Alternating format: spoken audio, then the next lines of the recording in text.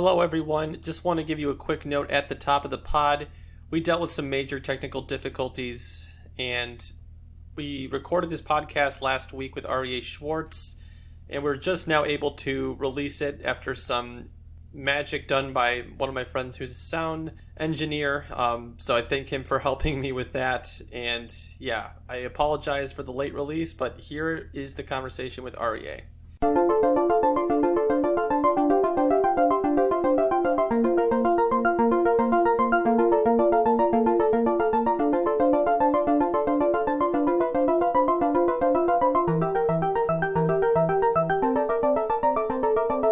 Welcome to another edition of the Skyhook podcast. I'm James K, and on the line with me, as always, my dude, my co-host, Chris Pennant. Chris, how are you feeling after back-to-back days of podcasting? Hanging tough, man. Hanging in there. So I can't even follow that up. I know, man. I'm digging it, though. I think we've had the last two shows have been really fun to do with Ari and Madeline, and we have another awesome guest today, and he's on the line right now. You know him from Winsidr. He's the co-host of the Winsidr WNBA show, and he's the founder of the website. Aryeh Schwartz, thanks for taking time out of your busy schedule to join us. How you doing? I'm good. Thank you for having me. It's fun to be on somebody else's pod, so I don't have the pressure of hosting and kind of directing where it goes. So this is a treat for me. Well, we'll take the pressure off you today, and we're excited to have you, though, man. Like, there's so much to talk about, and let's just get a little bit into it now. I mean, Aryeh, Chris and I talked a little bit with Madeline and Ari about this in the last two pods, but there have been some bumps in the road leading up to the season with the league. We don't have to go into every single thing. Just, there's been some things out there like Kelly Loeffler vocalizing her racism and the league kind of being attached to that. The EDD situation didn't help. And then there were some hiccups at the beginning of the players just entering the bubble and dealing with those difficulties. Just a lot of things for the W to figure things out right now and navigate this whole situation. Where is your headspace right now with where the league is standing with the week before the start of the season? Like, do you feel like once the games begin that things will start to settle in a little bit, or? I sure hope so, because every day it seems anytime, at least over the last, I'd say probably month, whenever the league, seems to be putting the right foot forward, they somehow trip on the other leg. So I would seriously hope, and look, for us who follow the league, it's been a very, very long off season, and tensions are high with COVID for everybody. I don't care what you say, things are just not normal, and everyone's a little bit more anxious. Everyone's a little bit more easily upset. So I think it makes sense, and everyone's on social media a lot more these days. So I think there's once we get back to the season, there'll be some semblance of normality, at least for the fans, in regards to being able to watch the season. So I think that would be really good, at least. Everyone's on Twitter going crazy over, they have so many things to just tweet about and start arguments with. Do you feel like maybe, at least on your end too, do you feel like are you going to be able to take a little bit of a breather in a week when this all, we finally get to that season opener? No. Yeah. Cause for us, we have a staff, and, with all the craziness going on, it's kind of taken away from our ability, in my opinion, at least, to kind of prepare for the actual season. In certain degrees, obviously we're excited and we're going to be giving the best coverage we can to the league. But I think definitely, you're kind of enticed to talk all about, the mousetrap and the bugs and all of that jazz and the COVID testing or whatever. And honestly, once we get to the season, then it's just, another sprint of covering this and yeah, there is no calm time. My thing is just, I hope, I'm praying that we don't have what I have considered the biggest fear in my mind of the season is, and everyone keeps telling me statistically this isn't likely, but I like to live in hypotheticals. Hypothetically, what happens if 2 players on your roster get injured and 3 players test positive for COVID, or the other way around, 2 players are positive for COVID and whatever it is. And like, you're already a team that's at 10 players or 11 players. And now you're down to a roster of active players that's 5 or 6 people. What's going to happen? Are they going to force you to forfeit? Are players going to play the full way through? The league has spoke about, having a system to quarantine players if you need to sign someone during the season, but there's still going to be a large delay with that because they have to go through the quarantine. So for me, it's just, has anybody fully thought through on that part of the situation? Like, what's going to happen in that regard? That's something that is going to be interesting because I feel like they could prepare for a situation like that. Like maybe tomorrow, fly some of these players in and have like a free agency pool, but maybe they're limited in terms of how many people they can house right now.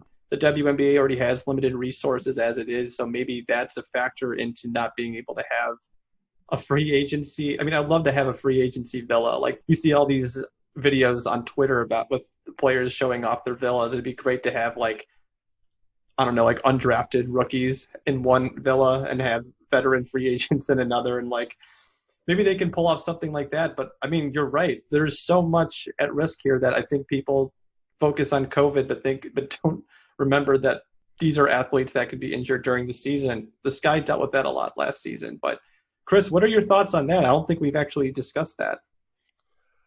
Honestly, I haven't gone to the level that Aryeh's gone to because I hadn't considered injuries. I was just thinking, like, what if you start games and one person tests positive, then you have to test all of the people who were in proximity to that person. Unless there's a different policy that I haven't seen, it just seems that you have to test everybody who's come into contact with that player or that person in personnel, that coach or trainer, whomever. And then you have the possibility of a domino effect that, in my mind, just precludes or would have to lead to shutting things back down. So there's always, we think in round numbers because we're a base 10 species. So 10 games, and then somebody tests positive for coronavirus. And so what? You've done all this, created this bubble, brought players in, tested, then you play 10 games, and then for what? You can't call that a season.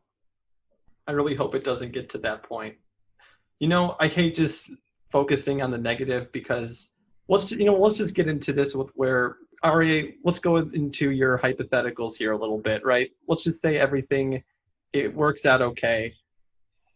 I want to get your thoughts on where you think the Sky are going this year. I mean, I know you were a little bit skeptical about Chicago in the offseason. You went on the Winsidr Show discussing the tiers of the WNBA. I'm gonna get in trouble now. No.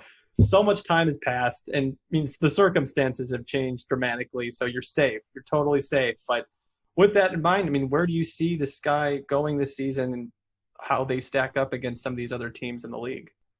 Honestly, the Sky are a pretty interesting team for me. I'll come out and say it. I got the Sky higher than the Las Vegas Aces. I don't know if that's a hot take or a shocker.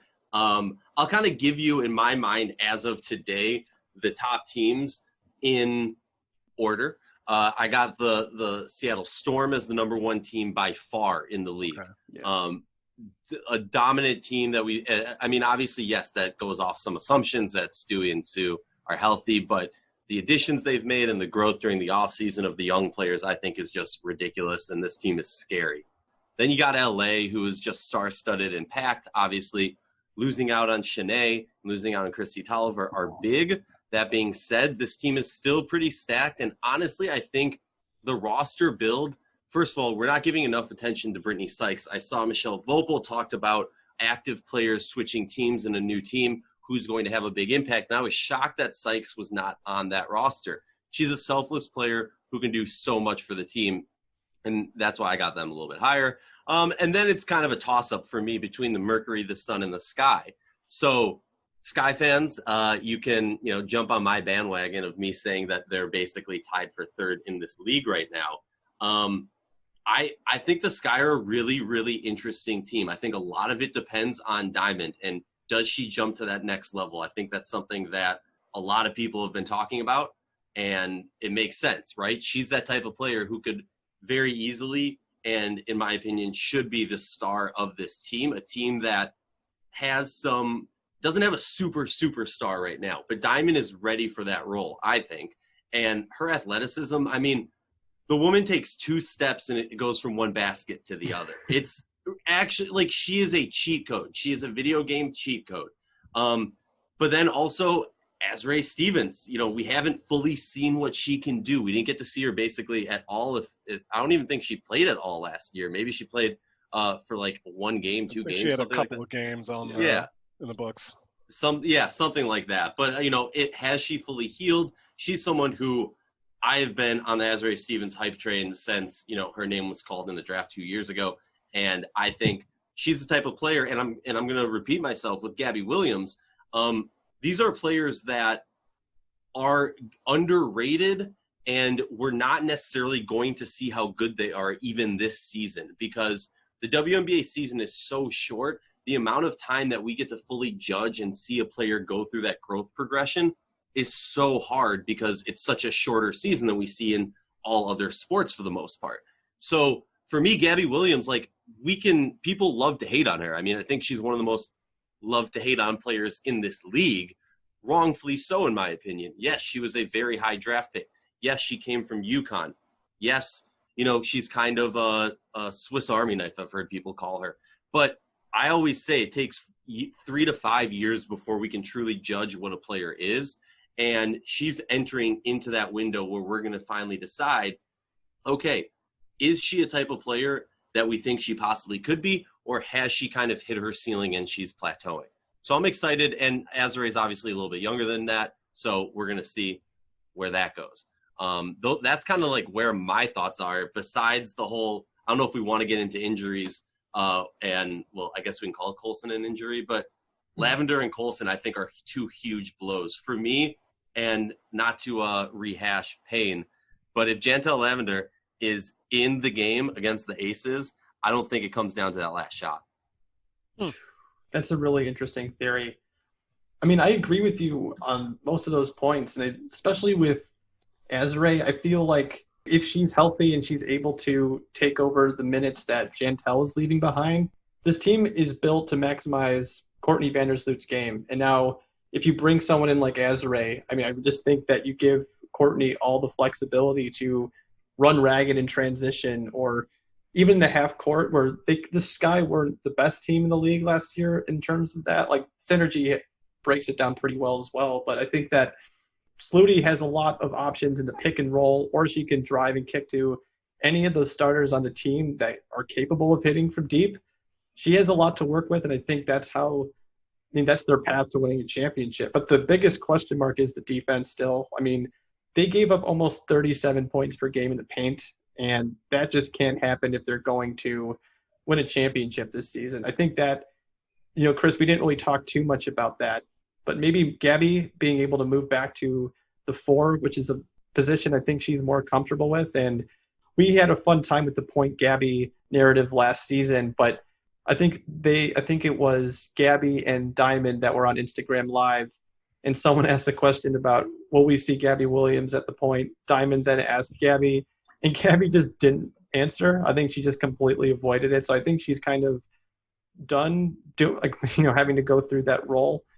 Part of me also feels like, going back to her development, Aryeh, she's been in some really uncomfortable positions for a young player too. I mean, Amber Stocks, I don't necessarily think she was used the right way. Like, that Amber used Gabby the right way, and then James Wade used Gabby to kind of plug in the holes from last season when the Sky dealt with a few of injuries too. So I mean, the upside's all there, and I think it all depends on the youth rising to the occasion. But even if 2 out of the 3 in Diamond, Gabby, and Aryeh, if 2 out of those 3 are able to hit their ceiling this year or get close to it, I think this is a dangerous Sky team. I mean, where are you at, Chris? Let me ask you, actually, because I haven't heard any hate coming Gabby Williams' way.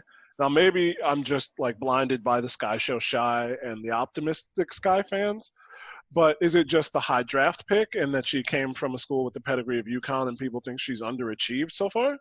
I think it's that. I think it's also kind of what you were getting to, James, where, she's been in uncomfortable situations and plugged into a lot of things. And there's two ways to look at that. You can look at that from a negative view of, she hasn't been able to, and this is actually, I'll flip that. You can look at the positive view where she is so good at so many different things that you can put her into many different positions. So when they're hurting at the point, they can throw her in there. When they need her at the 4, they can throw her in there. But because you're moving her around, and this is where the negative aspect comes, because you're moving her around so much, she doesn't have the ability to focus in on one role and really grow and flourish in that role because, she starts that on Monday and Tuesday, we need Gabby over here. We're going to move her over here. So again, like it's almost because she's so well versed, it's been hurting her. And as far as like people hating on her, I do think that there's, the positive Chicago fans love her, but I do think there's been a good amount of hate because she was a high draft pick, because she comes from UConn, and just because unrealistic expectations. Like when she came out of the draft, some people were talking about how she shouldn't have gone that high because of her not having, that specific aspect of her game that you can hone in on and say, this is what she is. Because I think we're 2 years in and we still don't know what she is. She could be a lot of things. Definitely. And the Sky are actually kind of put in a position for next year to thinking about, do they re-sign Gabby? I don't know if it's next year or the year after that. I mean, they just have to kind of figure this out a little bit and figure out a role for her where she's comfortable. And if you're Gabby Williams, do you really want to be just thrown around in different positions like this for your entire career? So, I mean, I think a underrated storyline for the Sky heading into this year and next year is just where does Gabby fit in? But for this team, I think they're really going to need her defensively because they did struggle last year in that regard. I think they had the 3rd worst or 4th worst defensive rating as well. So, I mean, this team needs defense, and she really can provide on that end. It's just about kind of putting it together offensively, being able to get into groove offensively, quite honestly. So you said that the Sky they hover in that 3, 4, 5 range, tied for 3rd. We'll let you go in that sense so that Sky fans don't go after you, like you just said.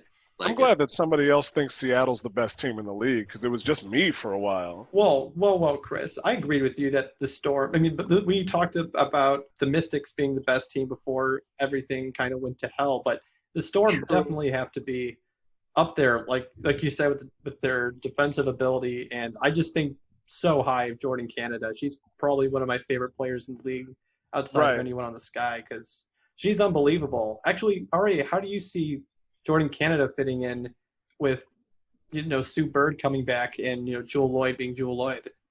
That is just a freaking dangerous team. I mean, all right, if you ask me currently on this roster, Sue Bird's your 3rd best player. And if Sue Bird's your 3rd best player, and I'll be clear, it's behind Stewie and Howard. If Sue Bird's your 3rd best player and she's still playing like we saw last time we saw her play, that's really scary. I mean, for me, the added benefit of Jordan is just she reminds me a lot of Renee Montgomery. Obviously, her 3-point game isn't there yet, and maybe I'm just saying that because they're both small. But her tenacity on defense. A lot of times when I hate on small, fast players, it's their inability to control their speed at the finish, and Canada has that. If there's a player who you're going to throw in there, like we need a steal right now because we're down a bunch of points, she's that person. Now, I know that there's been talk about seeing her start next and get, Sue a little bit more off ball, whatever. For me, it's like, look, I get that. I do have some concerns just about, the guard pairing of her and Sue defensively. I realize maybe that sounds hypocritical because I just said how much I love Canada. It just size-wise, it concerns me.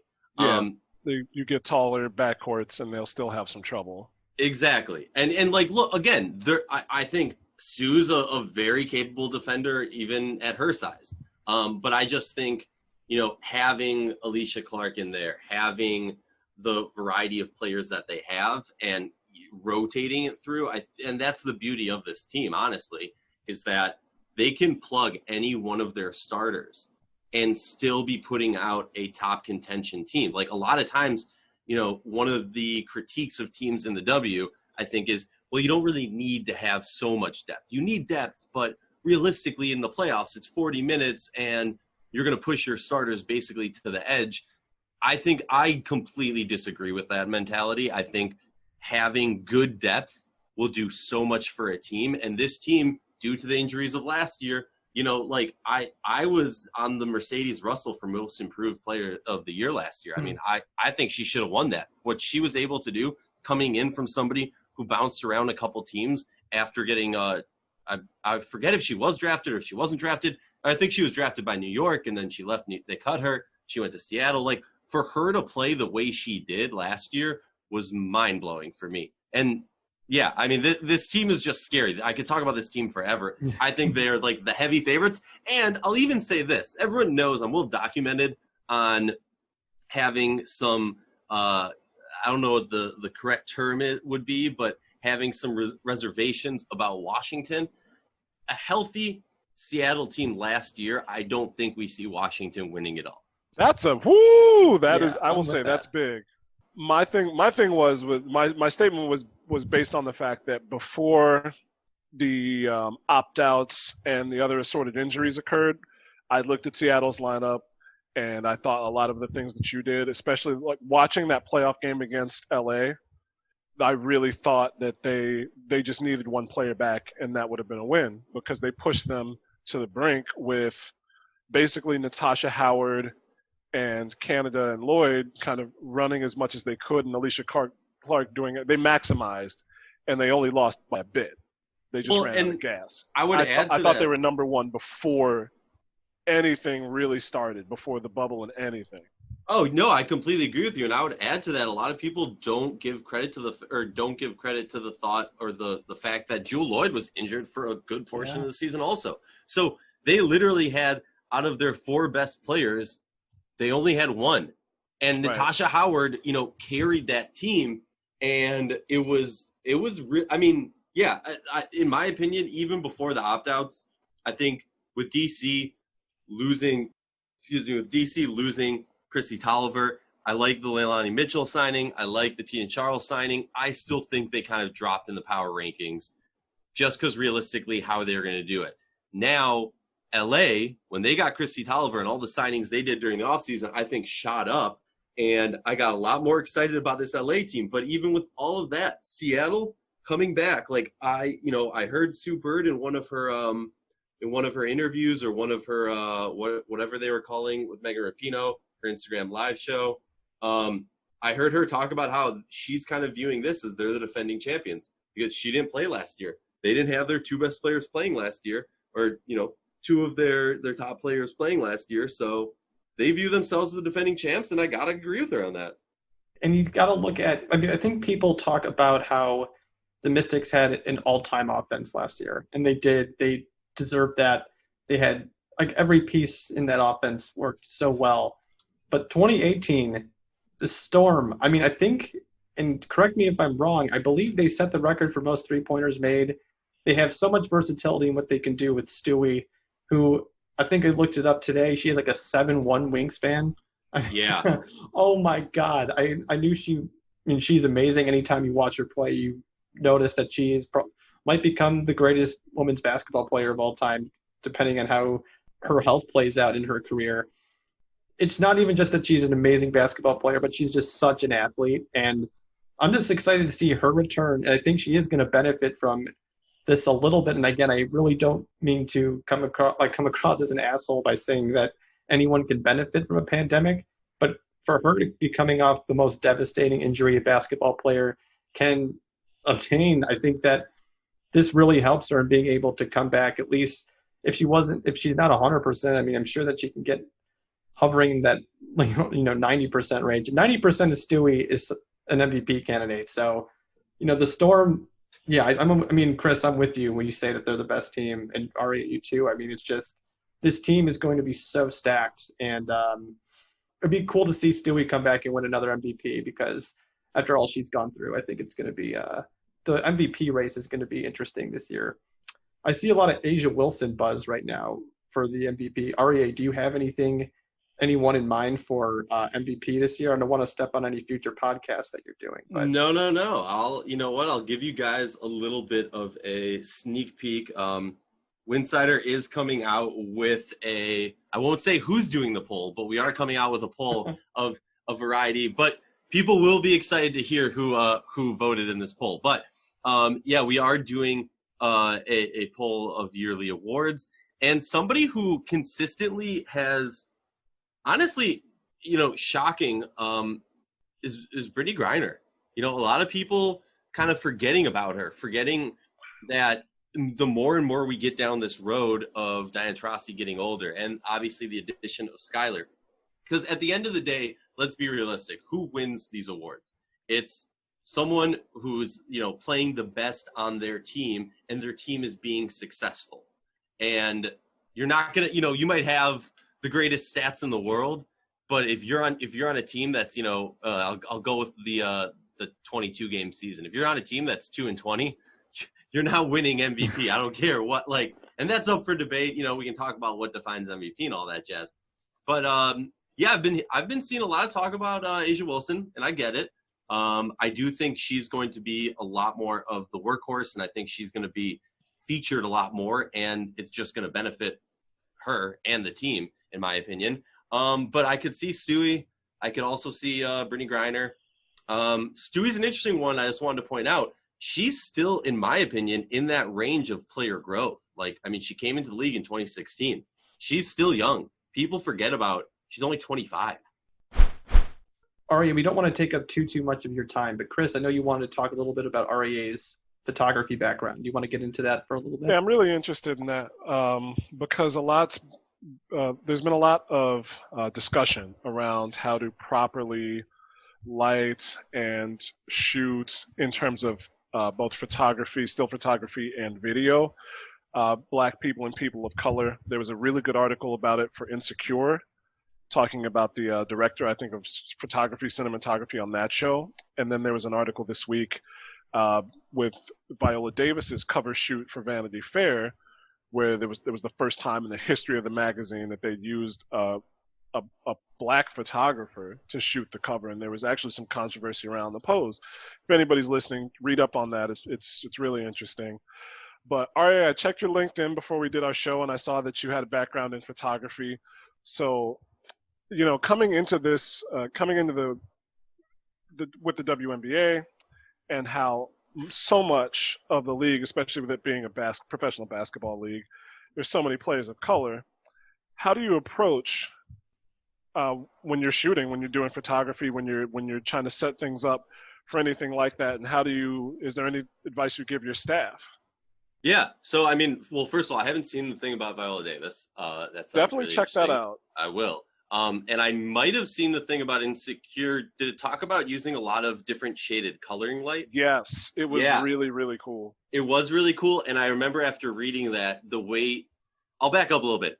For me as a photographer, and I think a lot of photographers will say this, it's painting with light. It's viewing the light, and once you see it through that view of where's the light coming from, how does it lay onto your skin, how does it lay onto the subject, you start to see things very differently. And you start to realize how shadows work and all that jazz.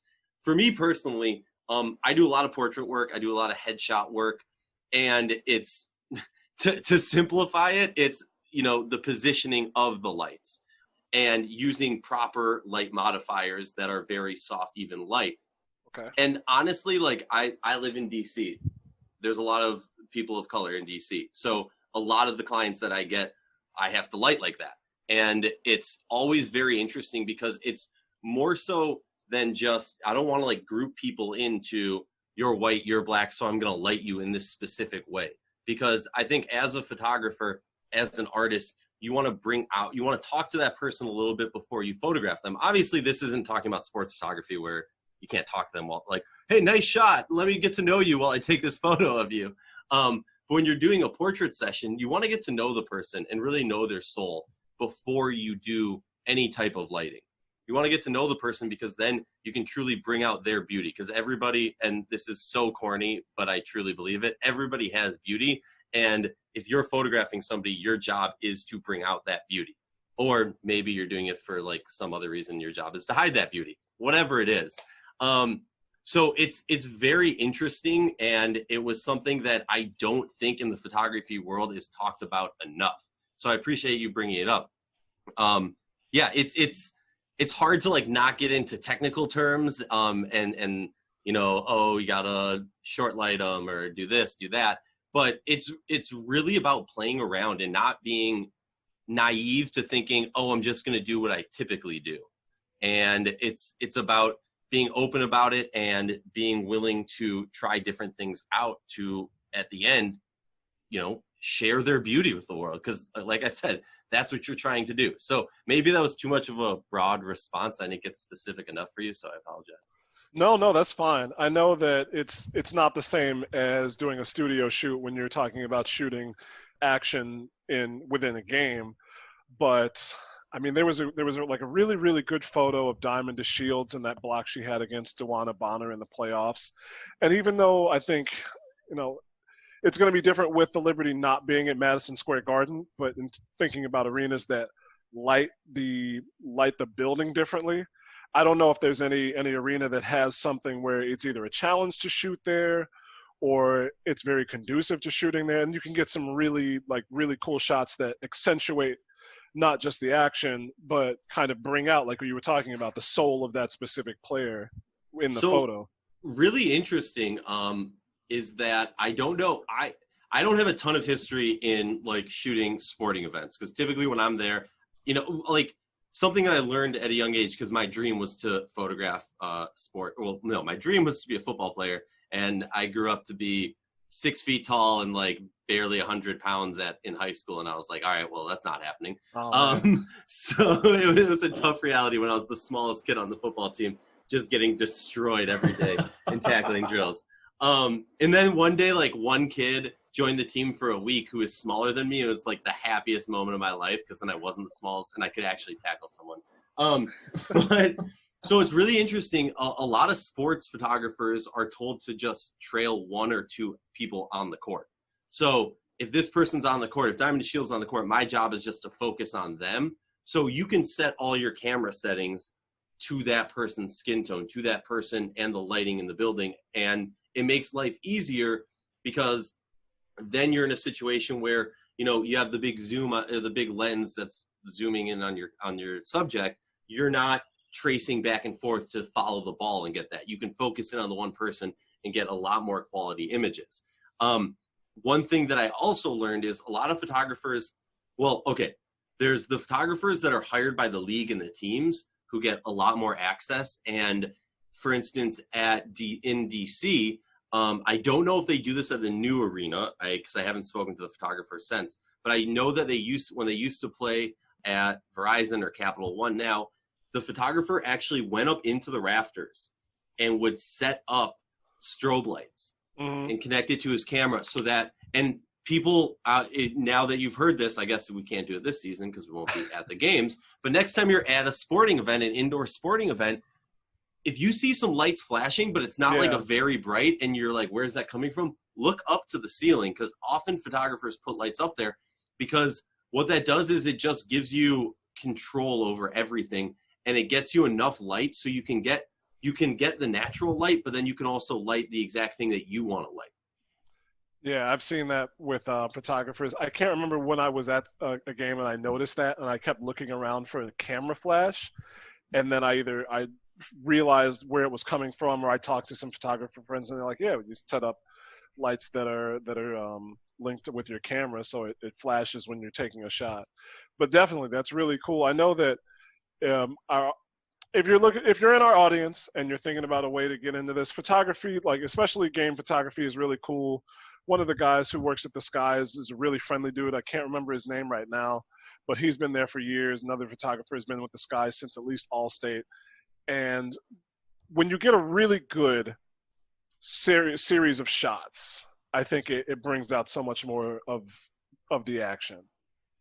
Oh, I completely agree. Sorry, go James. Oh no, I was just going to say, I mean, As a sports editor, I am always looking for people who can take great shots rather than trying to seek out great writers necessarily, because finding a great photographer changes everything for your section, whether that's online or in print, honestly. Like, to have someone with who can comprehend, this, I mean, that's just, it's an art form, and you have someone that can really execute, especially in sports photography, which, I work for a journalism non-for-profit, so I sometimes have to report on the game and take photos, and I'm telling you, sports photography is remarkably difficult. So I tip my hat off to anyone who does it.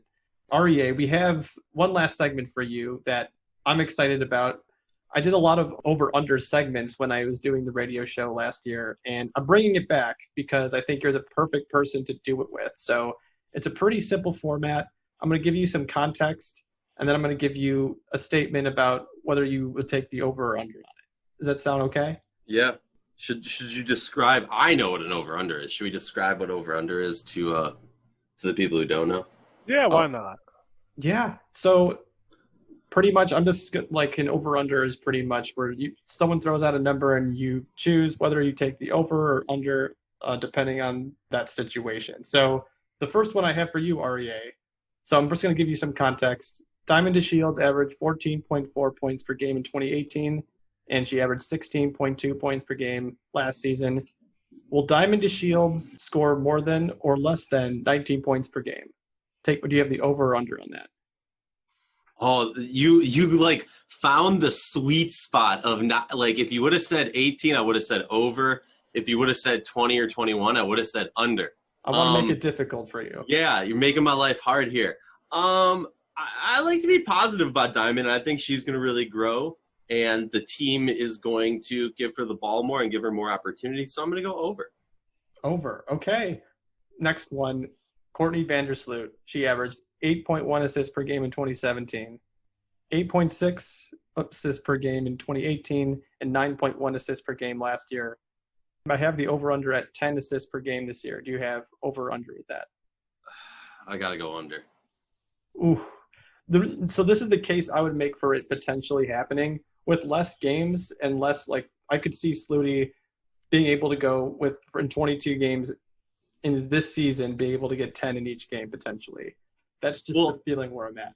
and you know what? With the shortened season, she might get like a 20 assist game and really up that average. So I hear where you're at. I mean, I want to see it so bad because I think she would be the first person in WNBA history to average 10 assists in this season, if I'm not mistaken.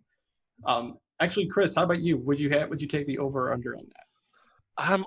I'm feeling the over or a push at the very least. Push! Come on, Chris. It seems like it would fit right in there, only because they have more available finishers and shooters. Just adding Aryeh Stevens, really. I know we didn't get into this, but I was talking with Ari Chambers, James and I were, and I think that she's really the X factor, the key to the Sky's success. If she's healthy, if she's slashing, if she's a matchup mismatch with her height and her ability to handle the ball, I think that makes things very difficult for other teams to defend. And I think that that's just another person for Sloot to feed the ball to. Kalia Copper is going to be better. Diamond's going to be better, barring any setbacks that we can't see right now. And Aryeh just adds another dimension to that. And if everything maximizes, Gabby will be more comfortable in her outside shot if they need a catch and shoot person along with Allie. So I wouldn't be surprised to see 10 assists, but I'm going to waffle and go with the push. I just want to say when it comes to Aryeh, I want to see the confidence on her offensively, but what you guys were talking about earlier about the amount of points that Chicago Sky were giving up in the paint last year, Aryeh is a paint presence defensively. Mm-hmm. So I'm very excited. I mean, she can block some shots. She got some long arms. She got that height. Yeah, I think she's going to be a huge factor. I agree with you. The last one, and then we will let you go. So we're going to talk about Aryeh too. So she averaged 14.7 points per game in her last year at UConn. 8.9 points per game her rookie year, and she was only playing 20 minutes per game. And Jantel Lavender last season averaged 10 points per game last season where Aryeh would, I would assume, take on that role. We're hearing a lot of buzz about maybe she will take on those minutes. Well, do you have to take the over/under on her averaging 12 points per game for the Sky this year?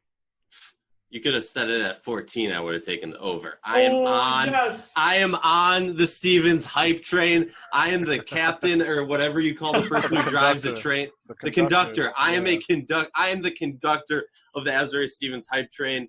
The first thing I did when I started my season in WNBA 2K was trade for Aryeh Stevens. So I don't know if that makes me biased or if I'm the wrong person to ask, but I'm going over.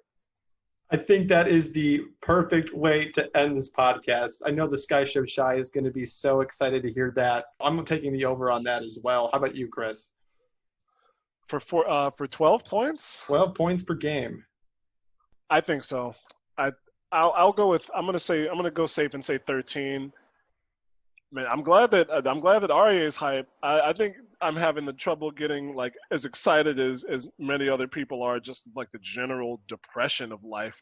I would go 13 and a half, and I think that she can do it. I mean, just watching her tape from college and the time that she put in the last couple of years with Dallas, it's more than possible. I mean, that's what, 6 buckets and a couple of free throws? That's more than possible for her in playing 20, 25 minutes.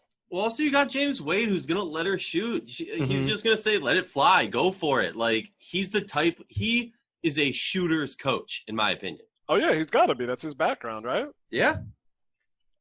I think the one thing that would stop her from doing that, and actually now we just spun this to be a little bit negative, but the one thing I think would stop her from getting to that mark is that James Wade also likes to go with the hot hand. We talked a little bit with Madeline, just because he does like to mess around with lineups, and he could, if Aryeh cools off a little bit, he has a lot of pieces that he could just throw in there and let give her a break.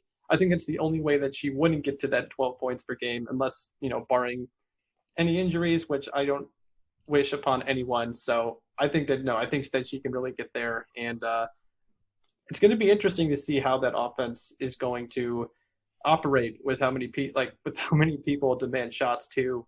But yeah, Aryeh, thank you so much for joining us on the pod. Is there anything that you have so much to plug, but is there anything else that you want to that we should be looking out for on Winsidr?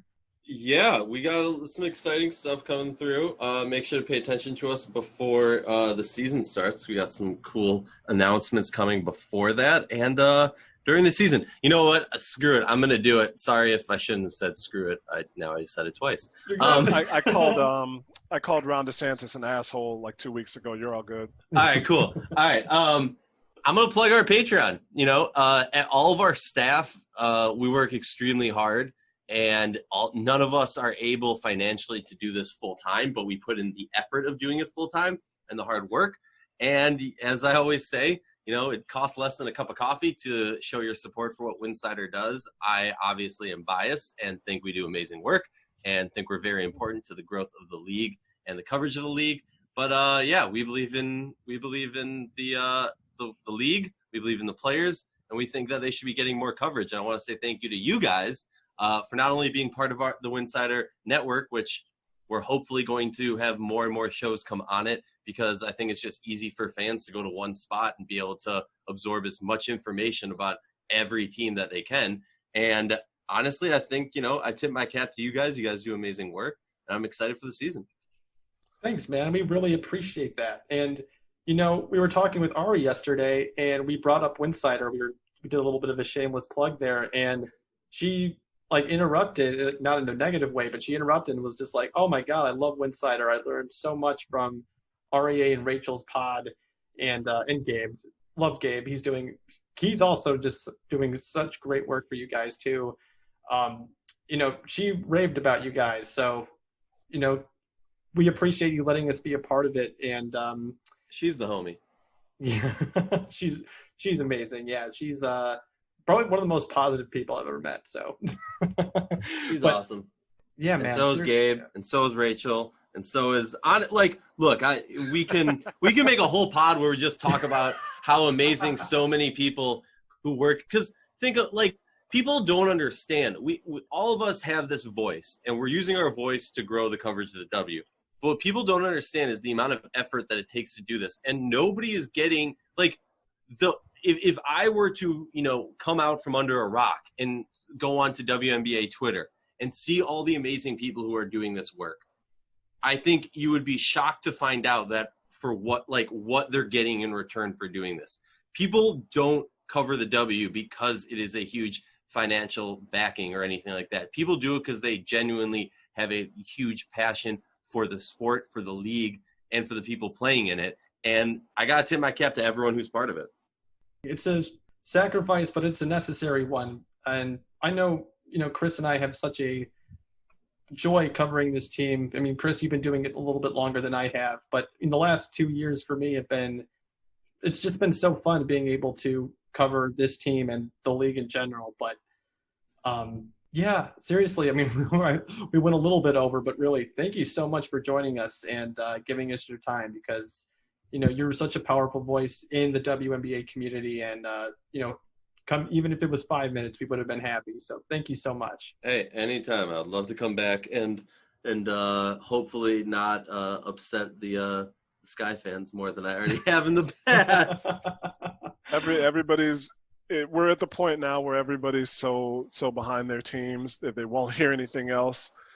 I want to get to like the 50-year anniversary of the WNBA and then see what the evolution is of the support between players and teams and fans, and if it stays regional or what. I want to see what's going to happen. But yeah, man, I want to see more crazy fans. I want more crazy fans. Yeah, here's my thing. I used to be and I don't know if I've said this publicly before, but I used to be that crazy guy at Minnesota Lynx games who the team was up by 30 and I'm still getting the whole crowd going and don't have a voice for a week after the game. I specifically remember actually being at a game in DC. This is actually a really embarrassing story that I probably shouldn't say, but I will.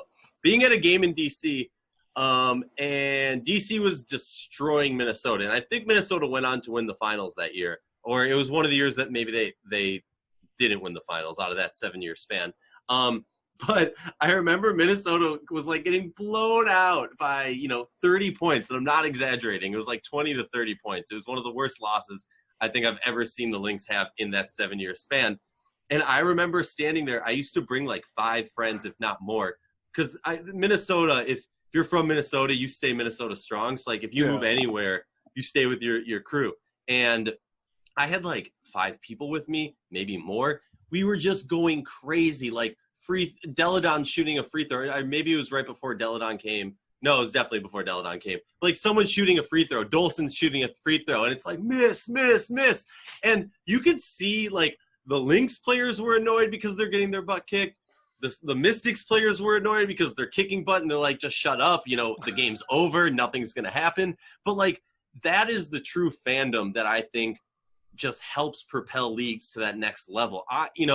I might get annoyed every once in a while when a crazy fan goes, I'll say it, ape shit on my Twitter because I said something that offended their team. But I love that passion. I think it is so important for the growth of the league and for the rivalries and just for the fun. I was been thinking about that a lot the last couple years because I feel like that gets beaten out of you as you get older. I would do that as a kid at White Sox games. I was standing on my seat from the first inning to the 9th, no matter what the score was or how far up or down the Sox were.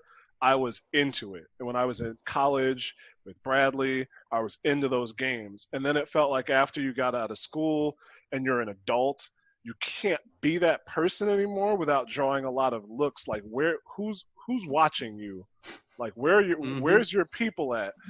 And I want that, and I felt it inside. So I'm glad that you have it. I'm glad that there's other people that do have it. And I agree. I think that kind of rabid passion we need more of that. We need more of that at basketball games, at WNBA games, in sports. Aryeh, if you're able to recover those external hard drives that you were talking about before the show, and they have any footage of you going crazy at that game that you were just talking about, We need that. please post it to Twitter. That is content that every single person needs. So the hilarious content that, it was the last game I think that I allowed myself to be a fan.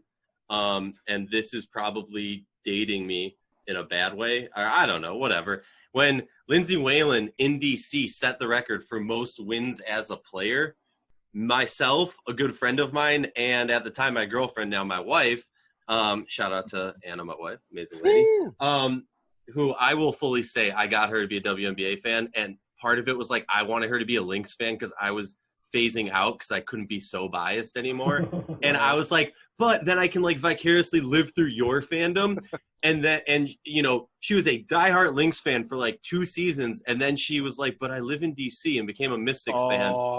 And now it's really tough for me because I was really hoping now we're going to have issues when we have kids. And I'm like buying them little, Simone Augustus throwback jerseys and all that's happening. But the video that the league published of, I had like a giant Lynx flag, and it's me and my 2 friends, and and you can hear my hoarse voice scream, "Woo! Most wins ever!" And then Lindsay Whalen takes my phone and takes a selfie with us, which, by the way, was a horrible blurry selfie.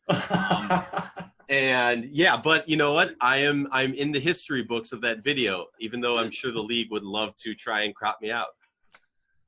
Oh my God, that's too good. You have to make that your profile picture on Twitter. I mean, you just have to. I might do it. I might have to do it. If I can find the video, I might do that. Oh my God. Or are you saying the blurry one? Because the blurry one, it would be like, are you a robot? Have you been hacked? Because this is a bad photo. I would love to see the blur. Honestly, anything you have would be perfect. That is so great. It gives the aggregators something to throw at you too. So that oh my God, I'm so glad we got a chance to talk about that. That would have not having this on the pod would have been disastrous because that is prime content. But now I'm complete. I'm upfront about my biases. Every once in a while, my hominess, my homerness, whatever it's called, shit rears its ugly head. But I always give like a preface of like, I grew up in Minnesota. Like for me growing up, I'm a diehard Minnesota Vikings fan. We never went.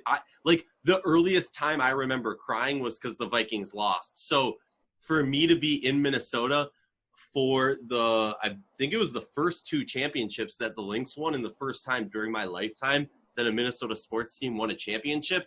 That's the first time and I'm not ashamed to say it's the first time I've ever been able to cry out of happiness because of a sports team. So I have, it's still in there somewhere, but I realize there's a greater cause, and I kind of got to stuff that down a little bit. Yeah, that line between journalism and fandom is tricky, but you have to do it to be effective at the job. And I think you can balance those two. It's just, again, it's really difficult to do it, but there's a way to do it and be an effective journalist. But Aryeh, thank you so much for your time. Seriously, I think I've said that 3 times now, but really thanks for doing this. And, Winsidr was one of my first WNBA podcasts, and it's one of the reasons I became so invested in the league. So I can't thank you enough for that and for joining us. This was an absolute delight. Hey man, all the pleasure is mine, I guess, or I'm honored, or all that jazz. I had a great time. Thank you. Chris, thanks for hopping on, man. For sure. Thanks, James. Thanks for tuning in to another edition of the Skyhook podcast. If you want to contact me or Chris, you can always do so by emailing our mailbag, which is the skyhookmailbag@gmail.com. One more time, that is the skyhookmailbag@gmail.com. You can find us on Twitter. Our handle is @skyhookin, which is SKYHOOKIN. And definitely subscribe to the Winsidr Podcast Network and our show. You can find both of those on Apple Podcast and Spotify. You can also find our show on Google Play as well. And yeah, thank you so much for tuning into this edition of the show, and until next time.